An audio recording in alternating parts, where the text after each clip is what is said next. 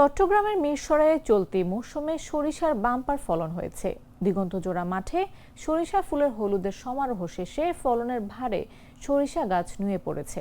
এখন চলছে ফসল কাটার ধুম। ফলন যেমন ভালো হয়েছে তেমনি ভালো দামের আশা কৃষকদের।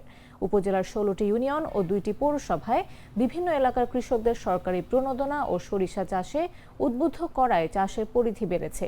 এছাড়া আগের তুলনায় এই উপজেলায় সরিষা তেলের চাহিদা বেড়ে গেছে। অতি অল্প সময়ে অল্প পুঁজিতে সরিষা খুবই লাভজনক ফসল হওয়ায় কৃষকরা এখন সরিষা চাষের দিকে ঝুঁকছেন।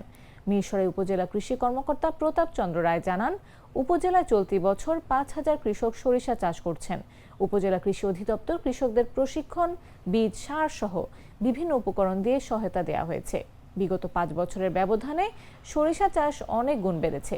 সরিষা চাষে স্থানীয়দের ভোজ্য তেলের চাহিদা যেমন মেটাচ্ছে, তেমনি এই অর্থকরী ফসল ভূমিকা রাখছে স্থানীয় অর্থনীতিতেও।